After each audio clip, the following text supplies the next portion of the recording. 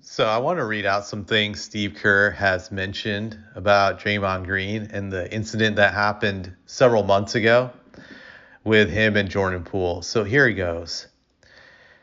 Anytime some trust is lost, then it makes the process much more difficult. And there was some trust loss. That's as blunt as I can be. We have to get back to what has made us really successful, which is a really trusting environment and a group that relies on one another and makes each other better. He knows that he almost compromised things by what happened back in October. So part of him coming back next year has to be about rebuilding some of that trust and respect that he's earned here for a long period of time. We're not playing right now because when you speak about the fouling, when you speak about all the slippage we had as a team on the road not being able to come together, Green said none of these things happen if that doesn't happen. So last quote I read was from Draymond Green, but all the rest was from Steve Kerr. So what I get from what Steve Kerr is telling that Draymond will be back next year. When he starts playing up the angle, he's going to have to win back everybody's trust and blah, blah, blah, blah.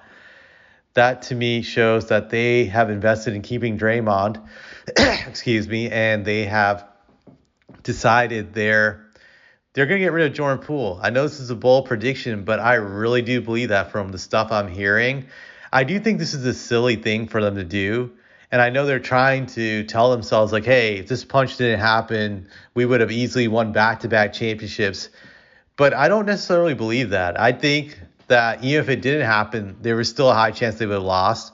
When you look at this Warriors team on paper, roster-wise, they just weren't that good.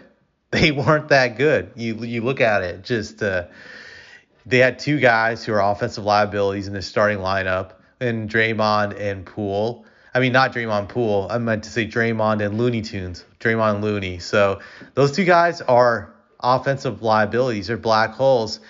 And there's not many championship teams in the history of basketball you can name that had only 3 out of 5 starters that could score. It's very hard to find that. Some of them you can. And when it did happen, they had 3 guys who were just offensive forces on the court to make up for the 2 other guys that couldn't score. And I think the Warriors don't have that anymore. They got away with it with having Durant, Clay, Curry, all playing their primes and being at a high level. It worked out for those guys, but I don't think it'll work out now for them because, Wiggins is not Durant-like talent. So it's not enough offense he generates to overcome that deficiency. Clay has lost his step, so he's a lot slower now, and he's not as good, so he's less efficient. Curry's the only one still playing at a high level, and that is not enough to overcome the deficiencies of those 2 others. So I think they would have still lost the series, but I think they're in denial. They're delusional, and that tends to happen when you're successful. You tend to drink the Kool-Aid and you become complacent, and you believe that you're invincible and that if you fail, it's some other force beyond your control, and it wasn't you. But the reality of the situation, they weren't good enough.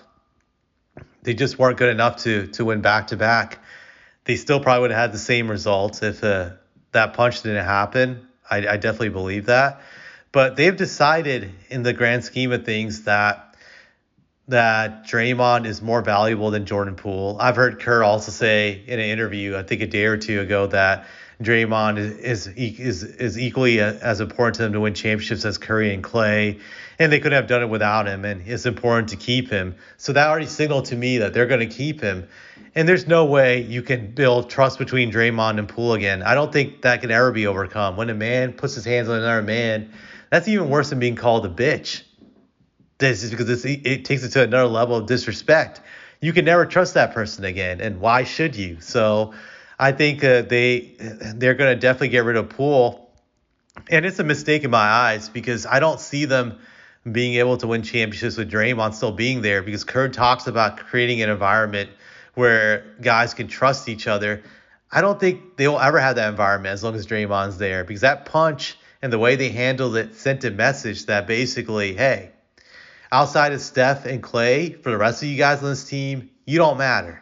You don't matter because if you think about it, if Draymond punched Clay or Curry, he's definitely getting suspended. But hey, if he assaults you, it doesn't matter. We don't care about you. So you're all beneath Draymond. And that sent a message to especially the young players, which they're not respected.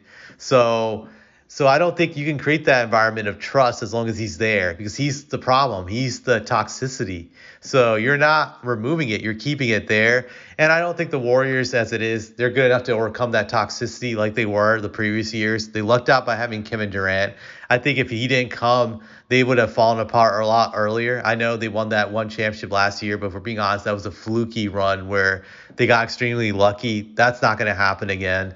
They're just not good enough to have another championship run. So this is a huge mistake. If they were smart, they would get rid of Draymond and they would actually keep Jordan Poole and inflate his value because his value is at an all-time low after his horrible playoff performance. I do believe his value would skyrocket the moment they trade Draymond, have him play 20-some regular season games, get him to pad his numbers, and some team would be knocking on their door. I think that that's what they should do if they were smart. I know some people are going to say, well, you got to build a winner for Curry and whatnot, but I think it's over. I don't think they can build a championship team around Curry, even though he still is playing at a high level. He looks like he's still in his prime. I would say tail end. It probably ends next year, but I just think it's over. If they want to have a good rebuild, you get rid of Draymond. And I would say you keep Clay because you're not going to win shit anyways, but at least it shows some sort of loyalty you have to your players. I know that's important for their reputation and their fans. If they want to do that, that's fine. You can do that at the compromise of getting rid of Draymond. You can say some stuff, and it's not even making up shit. This is the truth. He has to be removed. He's toxic, and you just send him out of there. Some team will be dumb enough to bite on his alleged leadership, his veteran leadership, and his quote unquote championship experience. But the Warriors are making a mistake, and I think they're going to regret this decision of keeping Draymond and getting rid of Jordan Poole. So expect Jordan Poole to be traded sometime this summer. They're going to push it hard. That's the way I look at it.